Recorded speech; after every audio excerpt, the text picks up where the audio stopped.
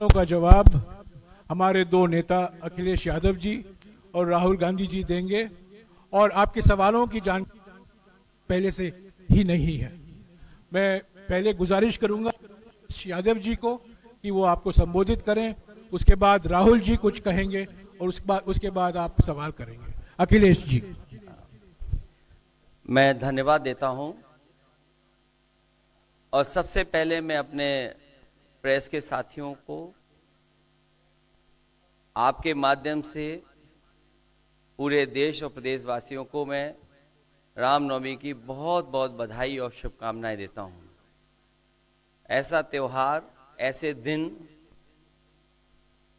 जहां से अच्छी शुरुआत होती है। मुझे खुशी है इस बात की कि आज कांग्रेस पार्टी के नेता राहुल गांधी जी और समाजवादी पार्टी की आज हम मिलकर के प्रेस कर रहे हैं। पहले चरण का चुनाव उत्तर प्रदेश का होने जा रहा है और जो पश्चिम से हवा चल रही है वो पूरे के पूरे उत्तर प्रदेश और देश के माहौल को बदलने जा रही है। आज गाजियाबाद में बैठे हैं। इस बार भारतीय जनता पार्टी को गाजियाबाद से लेकर के गाजीपुर तक इंडिया गठबंधन सफाया करने का काम करेगा। आज किसान दुखी है।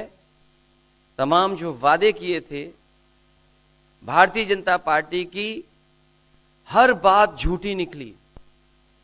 उनके वादे झूठे। न किसान की आय दोगुनी हुई, न नौजवान को नौकरी रोजगार मिला, और जो सपने दिखाए थे विकास के वो भी अधूरे हैं। जो इनका नैतिकता का बुलबुला था वो भी टूट गया। इलेक्टोरल बॉन्ड ने इनका बैंड बजा दिया। भारतीय जनता पार्टी सभी भ्रष्टाचारियों का गोदाम बन गई। न केवल भ्रष्टाचारियों को ले रहे हैं, बल्कि भ्रष्टाचारियों ने जो कमाया है उसको भी अपने साथ रख रहे हैं। जहां उत्तर प्रदेश देश का सबसे बड़ा प्रदेश है, डबल इंजन की सरकार में जो दावा करते रहे डबल इंजन, उनकी होर्डिंग देखिए आप कि अब डबल वहां पर नहीं दिखाई देते हैं, अकेले दिखाई दे रहे हैं। इनके प्रत्याशी होर्डिंग से गायब हैं और चुनाव के बाद होर्डिंग पे जो अकेले हैं वो भी गायब हो जाएंगे और सफाया होने जा रहा है। इनका एक ही नारा है, झूठ बोलने का और लूटने का। लूट और झूठ भारतीय जनता पार्टी की पहचान बन गई है। पेपर लीक कितने हुए हैं? एक दो होते तो ठीक था, लेकिन 10 पेपर लीक हुए। और मैंने कई मौकों पर वो बात बताई कि अगर एक परिवार के हम केवल 3 सदस्यों को मान लें, जिस व्यक्ति ने परीक्षा लिखने की तैयारी की, जो परीक्षा नहीं दे पाया पेपर लीक के कारण, और उसके मां बाप को अगर हम जोड़ लें तो ऐसे 60 लाख नौजवान हैं। 60 लाख नौजवानों का भविष्य अंधकार में डाल दिया। और अगर 60 लाख का गुणा करें हम 3 से, 1 करोड़ 80 लाख, और 1 करोड़ 80 लाख को अगर हम डिवाइड कर दें 80 लोकसभाओं से, तो भारतीय जनता पार्टी का 2,25,000 वोट हर लोकसभा में कम हुआ है। इसलिए एक भी वोट बट ना पाए। जहां हमें मतदान करना है वहीं मतदान के दिन हमें सावधान भी रहना है। अगर हम सावधान रह करके मतदान करेंगे और अपने बूथ की चौकीदारी करेंगे तो भारतीय जनता पार्टी का सफाया होगा। आने वाले चुनाव में, ये देश का चुनाव है, देश की जनता बदलाव चाहती है और बदलाव की हवा पश्चिम से उत्तर प्रदेश से चल रही है। और मुझे पूरा उम्मीद है आने वाले समय में इंडिया गठबंधन और नई सरकार देश में दिखाई देगी। शुक्रिया अखिलेश जी। राहुल जी।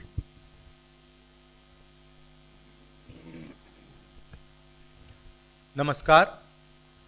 रामनवमी की आप सबको, देश को बहुत बहुत शुभकामनाएं।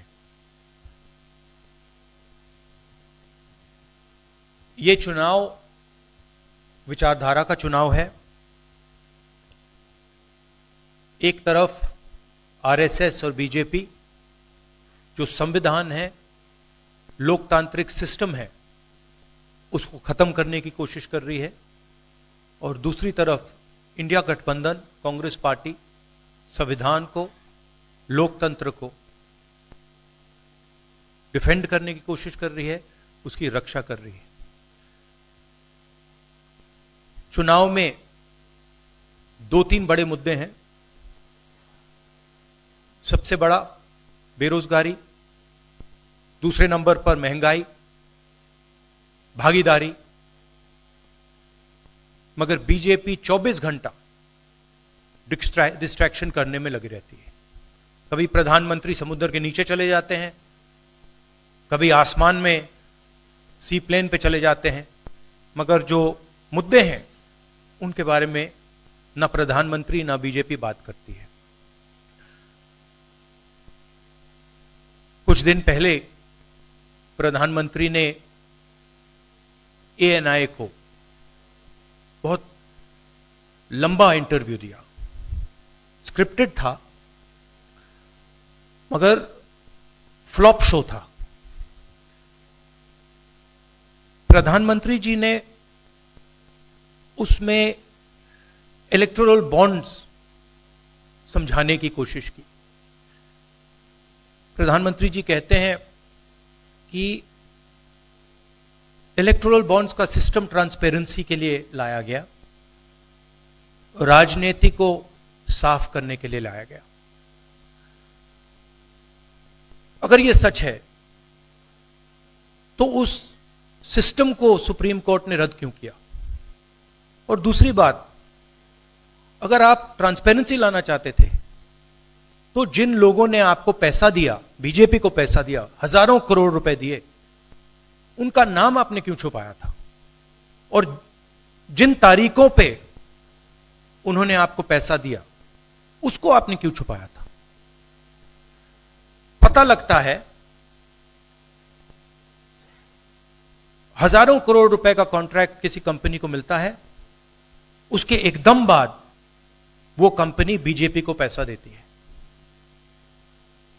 सीबीआई की इंक्वायरी होती है, ईडी की इंक्वायरी होती है किसी कंपनी पर, शुरू होती है।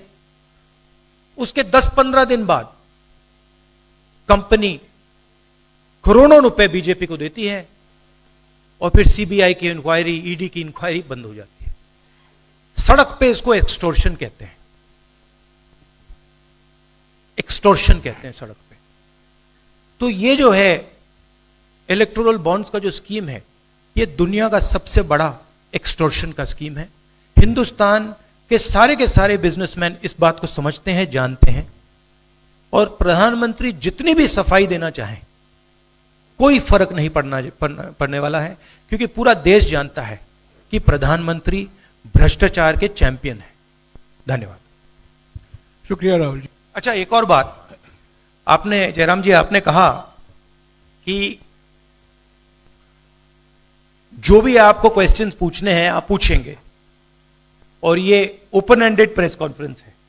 बट इसमें एक और बात, मुझे पहले ही 2-3 बीजेपी वाले क्वेश्चंस पता लग जाते हैं, तो वो तो गारंटी पूछे जाएंगे, तो उनके लिए मैं तैयार हूं।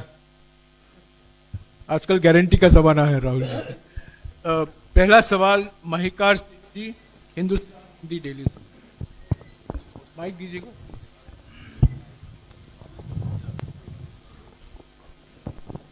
राहुल जी, स्वागत है आपका। दोनों नेताओं, जबकि आज प्रचार का पहला चरण समाप्त होने वाला है, आपने मेरे मित्रों को थोड़ा सा कसरत करा दी। वो दिल्ली से यहाँ आए हैं, आपने गाजियाबाद में ही क्यों पीसी की? यूपी और दिल्ली छोड़ के गाजियाबाद में पीसी हो रही है। दूसरा सवाल ये है राहुल जी से कि लोग तो गुजरात छोड़कर पीएम बनने के लिए बनारस आते हैं, आप बाय नाइट चले गए, तो क्या अमेठी या रायबरेली से आप लड़ेंगे? ये बीजेपी वाला क्वेश्चन है, ये पत्रकार का सवाल। पहले ही opening ball BJP question, very good, शाबाश। देखिए, अमेठी की बात कांग्रेस का डिसीजन है, जो भी मुझे ऑर्डर मिलेगा मैं वो करूंगा। सीईसी मीटिंग, हमारी पार्टी में सीईसी मीटिंग्स में ये डिसीजन लिए जाते हैं। बट पहला बीजेपी का question, good question, thank you. Amar Ujala से निशा, आप थोड़ा शांत हो जाइए यहाँ प्लीज। बहुत बहुत स्वागत है। मेरा सवाल आपसे ये है कि यूपी में न केवल यूपी में बल्कि पूरे देश में इस बार कांग्रेस ने अपने बहुत कम प्रत्याशी 268 अभी तक सामने आए हैं और यूपी में तो 80 सीटों के मुकाबले केवल 17 सीट हैं। ऐसा क्यों? क्या ऐसा मान के चल रही है कांग्रेस कि आप कमजोर चल रहे हैं, या यूपी में कमजोर है कांग्रेस इसलिए सपा या आपके गठबंधन बाकी सहयोगी पार्टी सीट नहीं देना चाह रही हैं? नहीं, हमने डिसीजन लिया है कि इंडिया गठबंधन चुनाव लड़ेगा और हमने सीट शेयरिंग की है और ओपन माइंडेड तरीके से, दिल खोल के हमने सीट शेयरिंग की है। हम चाहते हैं कि थोड़ी सी हम फ्लेक्सिबिलिटी दिखाएं और ओपन माइंडेड तरीके से हम चुनाव लड़ें, इसीलिए हमने स्पेस अपने पार्टनर्स को दी है, बट इसका कोई कमजोरी का मतलब नहीं है। पीटीआई से अनवर। राहुल जी, मेरा सवाल आपसे है कि पिछले बार जो आप दोनों लोगों का गठबंधन था वो सफल नहीं हो सका उत्तर प्रदेश में। एक बार फिर आप लोग साथ आए हैं और प्रधानमंत्री ने पिछले दिनों कहा कि ये दो लड़कों की फ्लॉप फिल्म है जो इस बार भी फ्लॉप होगी। तो आगे आप क्या उम्मीद कर रहे हैं इस गठबंधन से? उत्तर प्रदेश में कितनी सफलता मिलेगी और कितनी सीटों की उम्मीद है इस बार आप लोगों को? देखिए, मैं सीट्स का प्रेडिक्शन तो नहीं करता हूं,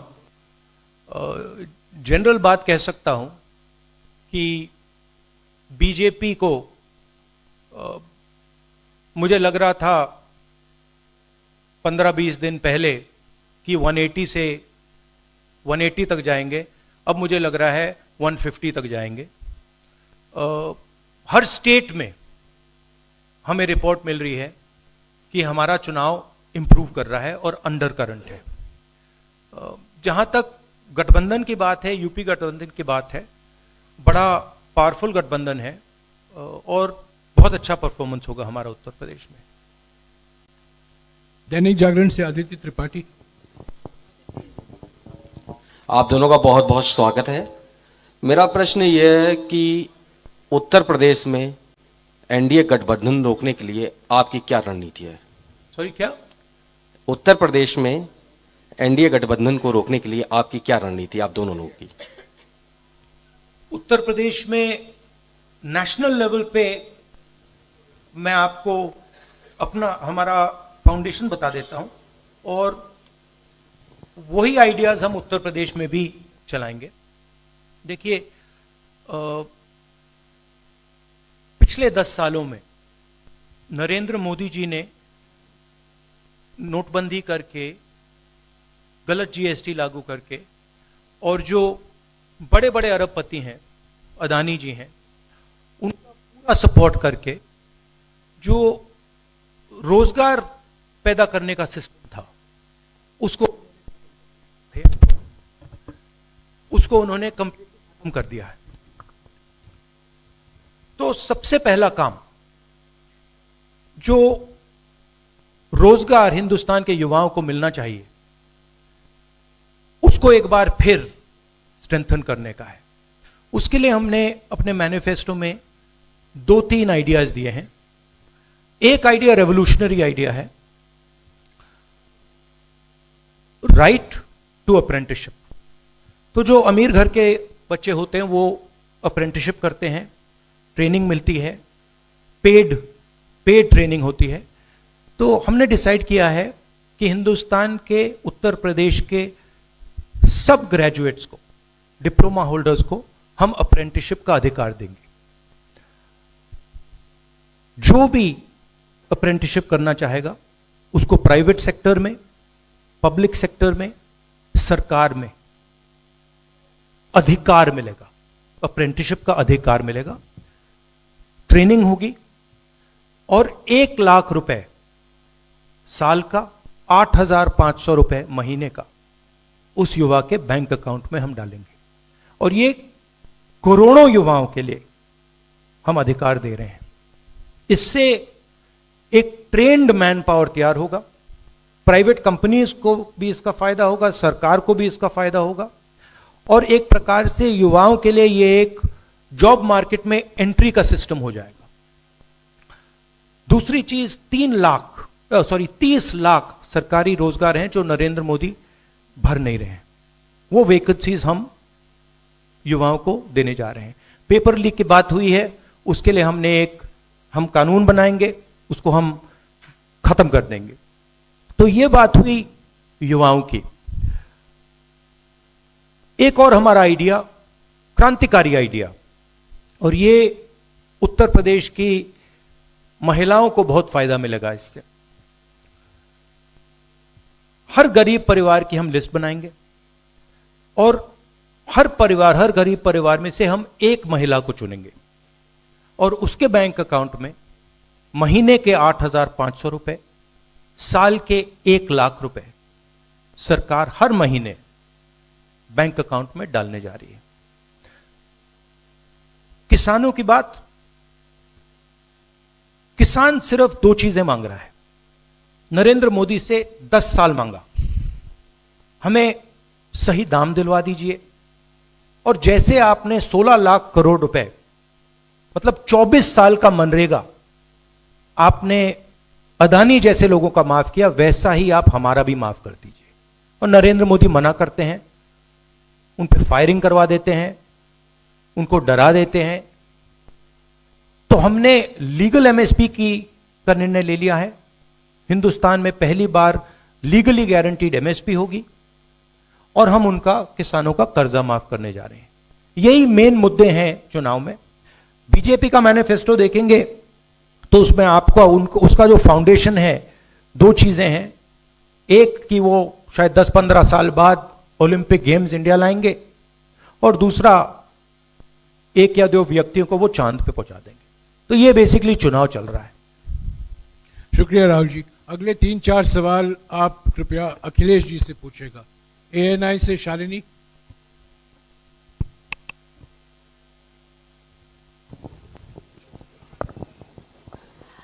पहला सवाल राहुल जी से है। अखिलेश जी से पूछेगा प्लीज। उन्होंने कृपया लगा दिया, इसलिए अब हमसे पूछिए। दोनों से पूछूंगी सर।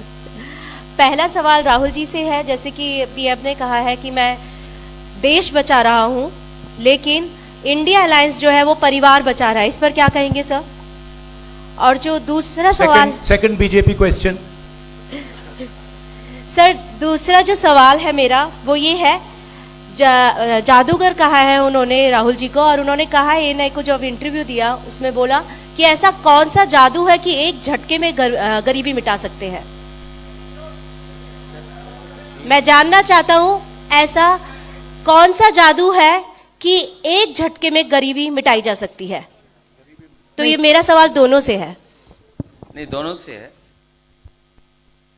मैं धन्यवाद देता हूं, आप लोगों ने सवाल पूछे। हालांकि कुछ सवाल आपने राहुल जी से पूछे थे। एनडीए को पीडीए हराएगा, एनडीए को पीडीए हराने जा रहा है, एनडीए को पीडीए हराने जा रहा है। और जहां तक सवाल परिवारवाद की बात है, आज नवरात्र है, आज शुभ दिन है। भारतीय जनता पार्टी के लोग संकल्प लें कि ना किसी परिवार वाले को टिकट देंगे और ना किसी परिवार वाले से वोट मांगेंगे। और गाजियाबाद में कार्यक्रम इसलिए किया है क्योंकि हम दोनों लोगों ने संकल्प लिया है। वो तो इंडिया गठबंधन का नाम भी ठीक से नहीं ले पाते हैं। INDIA तो इंडिया होता है, इंडी कब से हो गया? यहां से सफाया होगा गाजीपुर तक। जो 14 में आए थे वो 24 में चले जाएंगे, और यूपी वाले स्वागत भी अच्छा करते हैं और इस बार तो ढोल नगाड़ा और सब कुछ की तैयारी है। इस बार विदाई भी बहुत शानदार होने जा रही है। टाइम्स नाउ भारत रंजीता अखिलेश जी से। जो आपने जो गरीबी को एक झटके में मिटाने की बात की, देखिए ये कोई नहीं कह रहा है कि गरीबी को एक झटके में मिटाया जाएगा। हम ये कह रहे हैं कि गरीबी को गहरी चोट पहुंचाई जा सकती है, और तरीके मैंने आपको बताए हैं। नरेंद्र मोदी जी ने पूरा का पूरा फोकस 22 लोगों पे किया है, 22-25 लोगों पे किया है। आज की सच्चाई है कि 22 लोगों के पास उतना धन है जितना 70 करोड़ लोगों के पास है। गरीबी का यह भी कारण है कि नरेंद्र मोदी जी ने सारा का सारा धन कॉन्सेंट्रेट कर दिया है, 20-25 लोगों को पकड़ा दिया है। मैं जाति जनगणना की बात कर रहा हूं और मैंने ये बात बहुत बार उठाई है। भागीदारी की बात होती है। हिंदुस्तान के किसी भी इंस्टीट्यूशन में आपको ना पिछड़े वर्ग के लोग मिलेंगे, ना दलित मिलेंगे, ना आदिवासी मिलेंगे, ना गरीब जनरल कास्ट के लोग मिलेंगे। मैंने मीडिया के बारे में बात उठाई। मीडिया में आपको बड़े बड़े एंकर्स दिखते हैं।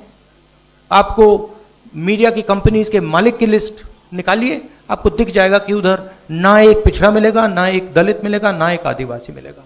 तो हम क्रांतिकारी काम करने जा रहे हैं। जाति जनगणना, महिलाओं को गरीब महिलाओं को 1 लाख रुपए, युवाओं को अप्रेंटिसशिप का कानून, अप्रेंटिसशिप का अधिकार, उनके बैंक अकाउंट में 1 लाख रुपए, किसानों को एमएसपी।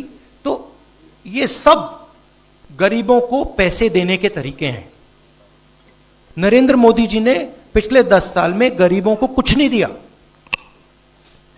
तो ये हम करने जा रहे हैं। हाँ रंजीता, अखिलेश जी से। हाँ, अखिलेश जी से ही सवाल है। राहुल जी ने अभी जितनी भी चीजें कही, अखिलेश जी से नहीं, मैं सवाल पहले जितनी भी चीजें कही वो तमाम चीजें कांग्रेस के घोषणा पत्र में है। क्या इंडिया गठबंधन का अपना कोई साझा जो है वो मैनिफेस्टो होगा? अखिलेश जी, क्या जो राहुल जी कह रहे हैं क्या वही तमाम चीजें सपा की भी है, या सपा कुछ अलग भी घोषणाएं कर रही है चुनाव में? इंडिया गठबंधन नई उम्मीद है, और जैसा कि राहुल जी ने कहा कि उनके मैनिफेस्टो में बहुत सारी चीज़ें हैं जिससे गरीबी दूर की जा सकती है। उसी से जोड़ करके मैं ये कहना चाहता हूँ कि जिस समय हमारा देश का किसान खुशहाल हो जाएगा, जिस दिन देश के किसान को अपनी लाभकारी मूल्य मिलने लगेगा फसल का, और मैं समझता हूँ जितने भी राजनीतिक दल हैं और खासकर जो इंडिया गठबंधन के साथी हैं, वो ये बात कह रहे हैं कि हम एमएसपी की गारंटी देंगे या किसानों को लाभकारी मूल्य देंगे, और जिस दिन भारत सरकार किसानों की आय बढ़ा देगी, गरीबी दूर होना शुरू हो जाएगी। और मैं कई मौकों पर कह रहा हूं कि जाति जनगणना भी एक हमारा मुद्दा है। बिना सामाजिक न्याय के, बिना जाति की गैर बराबरी खत्म किए हुए हम अपने समाज को आगे नहीं बढ़ा सकते। और जैसा राहुल जी ने कहा कि खुशहाली के लिए जाति जनगणना जरूरी है, तो जाति जनगणना, सामाजिक न्याय और पीढ़ी की लड़ाई को लेकर के हम चलेंगे। उससे गरीबी भी दूर होगी और मान सम्मान भी मिलेगा। विक्रांत, एक चीज और देखिए, ये जो हमारा मैनिफेस्टो है, ये जरूर कांग्रेस पार्टी का मैनिफेस्टो है, मगर इसमें जो आइडियाज हैं वो इंडिया गठबंधन उनकी आइडियोलॉजी के आइडियाज हैं। और अगर समाजवादी पार्टी का कोई सजेशन हो या किसी और भी इंडिया गठबंधन की पार्टी का सजेशन हो, उसको हम सब ऑन बोर्ड करेंगे। तो हमारा मतलब जॉइंटली काम होता है। हम बातचीत करके, कंसल्ट करके काम करते हैं और फ्लेक्सिबिलिटी दिखाते हैं। और हम लोग G20 की तरह नहीं है, केवल 2 का चलता हो, बाकी सब 0 हो। अखिलेश जी समझने में वक्त लगेगा। अखिलेश जी, G20। अखिलेश जी, एक मिनट अखिलेश जी, अखिलेश जी को बुलाया है। अखिलेश जी, विक्रांत। अखिलेश जी, राहुल जी, आप दोनों लोग, अखिलेश जी सामने, अखिलेश जी, राहुल जी, आप दोनों लोग 2017 में साथ आए थे। दोनों ने लखनऊ में प्रेस कॉन्फ्रेंस भी की थी, लेकिन 19 और 22 में आप दोनों अलग अलग हो गए, 24 में फिर साथ आए हैं। आखिर क्या वो मोमेंट क्या था जब दोनों के दिल में आया कि हाँ, हमको साथ आना चाहिए, जरूरी है? 7 साल बाद दोनों के दिल में कब ये मोमेंट आया कि हाँ, चलना है साथ? मूवमेंट क्यों बताना, हम साथ आ गए और साथ आ गए, यही मूवमेंट है।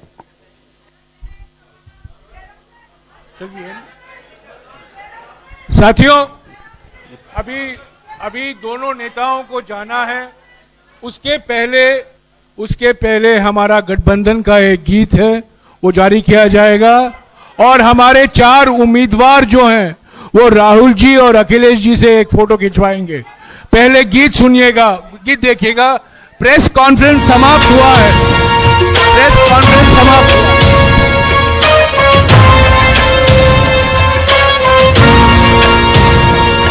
गठबंधन है ये इंडिया का गठबंधन है, गठबंधन है ये इंडिया का गठबंधन है।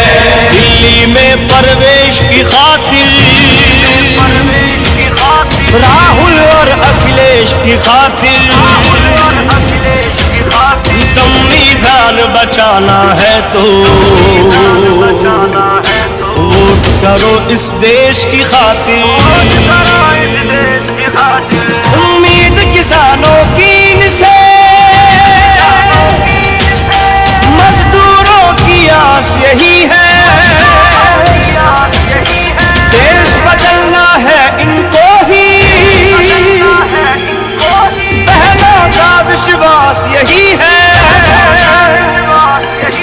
जन जन की आवाज यही है। दिल्ली में प्रवेश की खातिर राहुल और अखिलेश की खातिर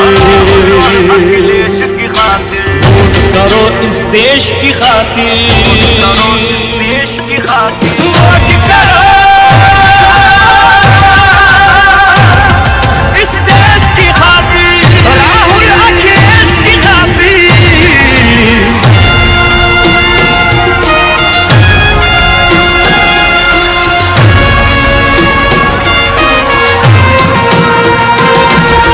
जान बचाए लोकतंत्र को, अब तो इन्हीं से आशा है। सच पूछो तो इनका जीवन समाजवाद की परिभाषा है। अब भारत का नारा यही है। दिल्ली में प्रवेश की खातिर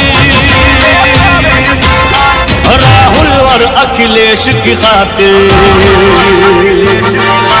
वोट करो इस देश की खातिर। गठबंधन है ये इंडिया का गठबंधन है, गठबंधन है ये इंडिया का गठबंधन है।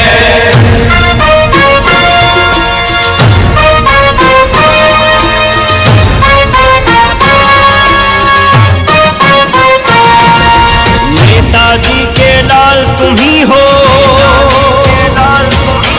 और देश का मान तुम ही हो। कृष्ण कन्हैया के वंशज हो, यदुकुल का सम्मान तुम ही हो। अब धर्म युद्ध को लड़ना है तो दिल्ली में प्रवेश की खातिर राहुल और अखिलेश की खातिर वोट करो इस देश की खातिर। गठबंधन है ये इंडिया का गठबंधन है, गठबंधन है ये इंडिया का गठबंधन है।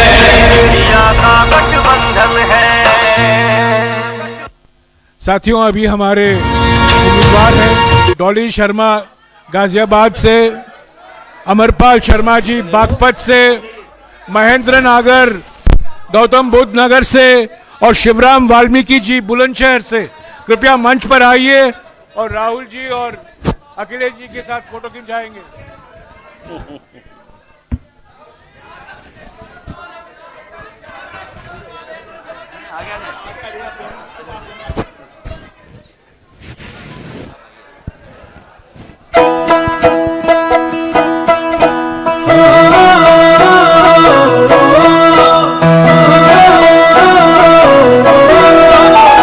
न्याय की जो बात करे देश की जरूरत है, हक की जो बात करे देश देता हिम्मत है, युवा